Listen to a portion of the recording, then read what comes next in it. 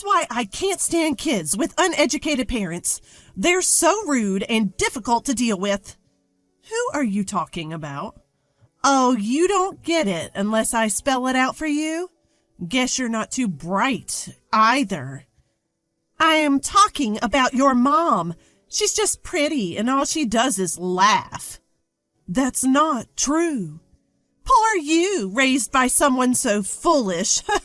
You can't choose your parents.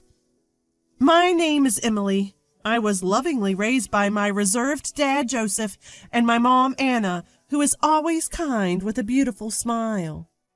Dad was often away for work, but I remember having lots of fun with him on his days off. Mom was always there for me, a calming and warm presence in my life. Every day spent with Mom was a comforting experience, a sanctuary for me. I love both my parents very much, and they love me too. Even someone as mild-mannered as me might get genuinely angry if someone disparaged my parents. I had a dream about marriage. Marrying the person I love, combining two warm homes into one. How happy would that be? I'd always fantasize about it. Some might say it's nothing but a pipe dream.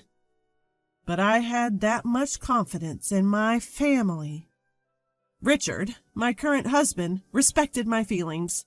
We met while working a part-time job. He was attending a prestigious university while I was just a high school student going to an ordinary school. We were casual friends at first, but gradually grew closer. I ended up going straight into the workforce after high school, while he was still a college student at the time. We were attracted to each other because we had different perspectives stemming from our different environments. About a year into dating, he proposed to me. Our families get along really well, so I'm sure we'll also make a great family. I was really hopeful hearing him say those things. We got married, believing in those words. I had imagined a happy married life, but life isn't always that easy, is it? Little did I know that this decision would throw my life into chaos. Emily, when are you planning on moving in with us? Make up your mind, please. What? Move in together? Before marriage, we lived together in my apartment and continued to do so after. Since we had no kids, I figured we would keep living there. But it seemed that wasn't good enough for my mother-in-law, Rebecca. You're married to my son now. That means living together. Isn't that obvious? Is it? Richard never mentioned anything. You can't figure this out without your husband telling you? Use your brain a bit.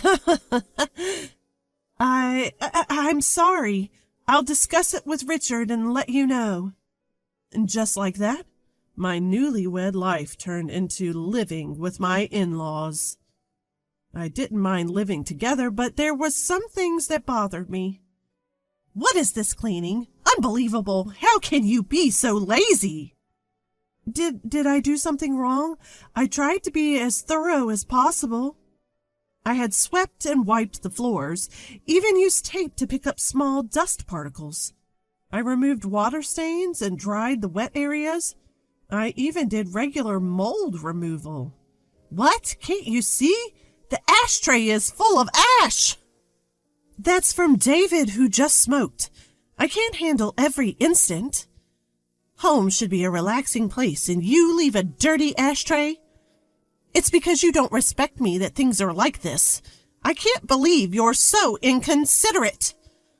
It was my father-in-law, David, who was smoking, filling up the ashtray that I had just cleaned. I can't keep up with that. Rebecca just doesn't get it. And what is this food? It's inedible. What kind of upbringing leads to this kind of taste? I think it's pretty average seasoning. What exactly didn't you like? Don't you know without me saying? It's too salty. You're jeopardizing our health. I didn't think it was that salty. I'll be more careful next time. Please do. We can't stay healthy if we keep living like this. I always thought my cooking was just average. I don't have an extensive repertoire of fancy gourmet dishes. What I lack in style, I make up for by consistently creating dishes that taste just fine. However, no matter how careful I was with my seasoning, it never seemed to please Rebecca. You've got to be kidding me. This is too salty. It's like you're doing it on purpose. I didn't mean to. I thought I made it quite mild. No matter what I cooked, Rebecca always had complaints. But when her friend came over and tried my fried chicken, she had something different to say. Oh, wow! This fried chicken is delicious! Did you make this? Yes, I took my time to prepare it, knowing you were coming over. You're too kind. Despite constantly criticizing me, Rebecca had no problem taking credit when her friend complimented the food. Make that terrible fried chicken again. I'll just have to bear it. If you don't like it, I can just buy something from the store. Didn't I tell you to make it? At least this way you can recognize your own shortcomings. Rebecca would make me cook fried chicken, then pack it up and give it to her friends as if she made it herself. She would lie about being the cook, then turn around and criticize me. I never understood what Rebecca wanted. She probably didn't like me, but she wanted the neighborhood to think well of her. I had to live in this environment. Every day was stressful, and it was wearing me down mentally.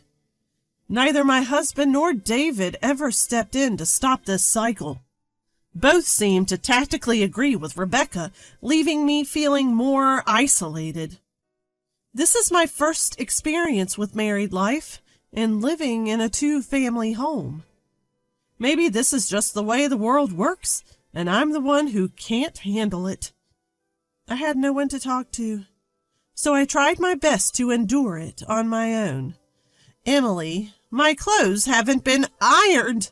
I wanted to wear this outfit for lunch today. But you said you wanted to wear something else yesterday. I've already ironed that.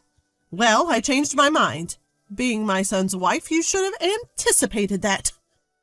At this point, I had no idea what the right thing to do was, and I was utterly frustrated. In that house, I felt like I had no allies. I gritted my teeth and put up with it, thinking that patience was my only option. Then, one day, the inevitable happened. Rebecca made sarcastic comments to me, as usual. By now, I've grown used to it and don't take it too seriously.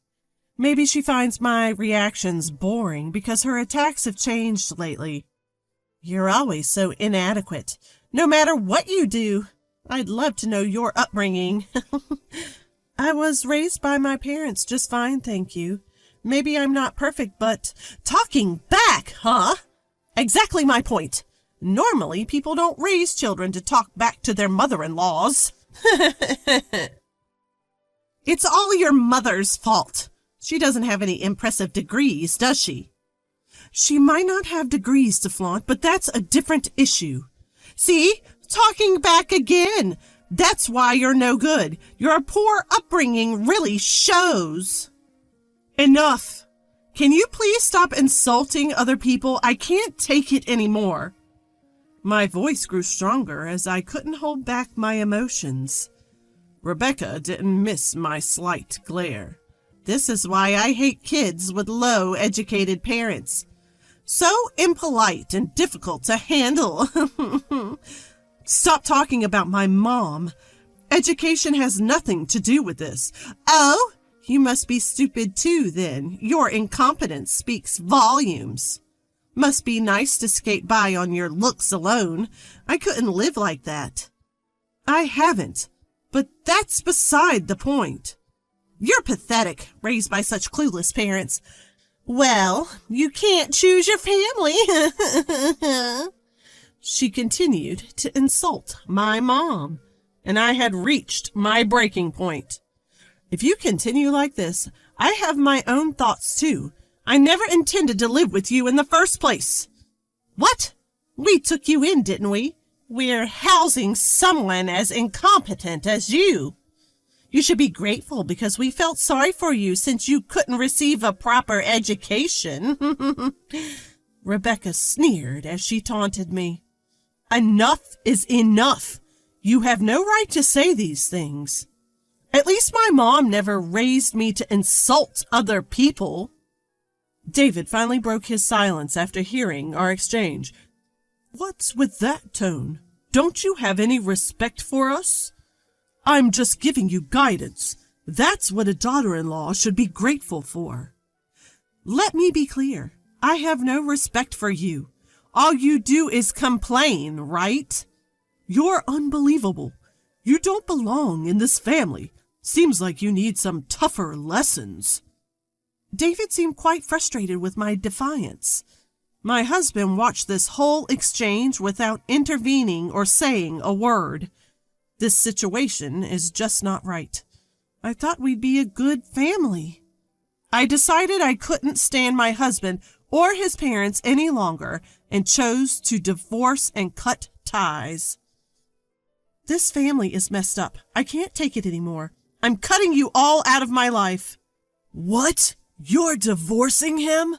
You've got guts. Leave right now. I took David at his word, quickly packed my bags, and left my in-laws' house. I tried to calm myself down, but I couldn't anymore. When I rushed back to my parents' house with my bags, they greeted me with shock. After sharing what happened, they silently hugged me and patted my back. You did well. You didn't do anything wrong, and thank you for standing up for yourself. My mom comforted me in a gentle voice. Dad, quiet as ever, seemed to be contemplating something. After a while, he started to speak. I have a plan. Emily, take some time off. Leave the rest to me. I was surprised because Dad never says things like this, but his serious expression made me believe him. Since I didn't think things would work out with my in-laws, I drafted divorce papers and sent them as I had declared. I don't know what my husband thought, but there was no rebuttal from him. All done. Goodbye. That was the only message I received.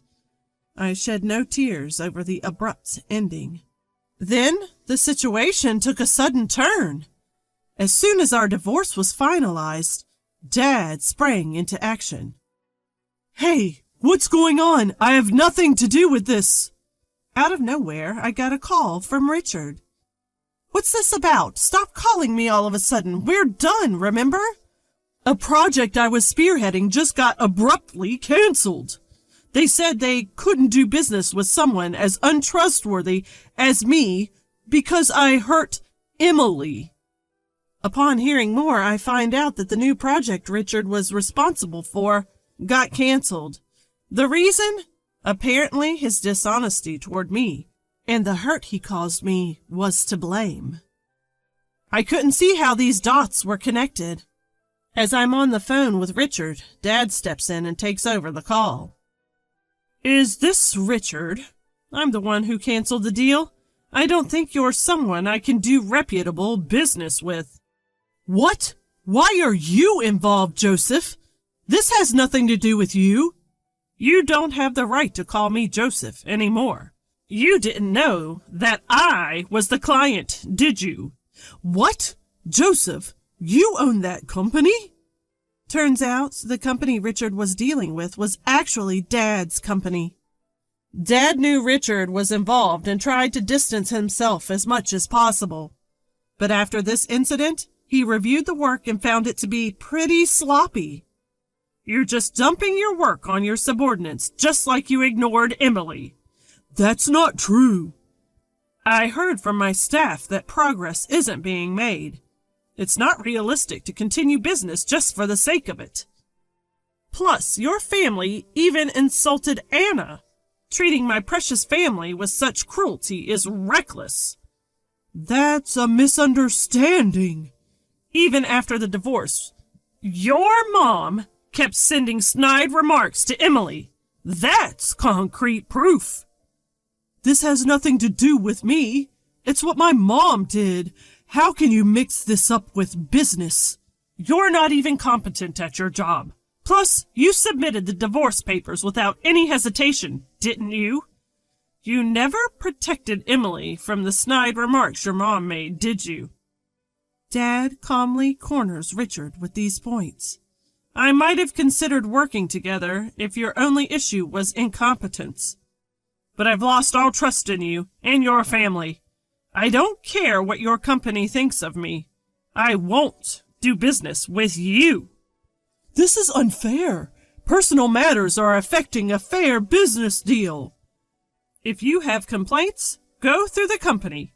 From now on, I will only communicate with a company representative. With that, Dad hung up the phone.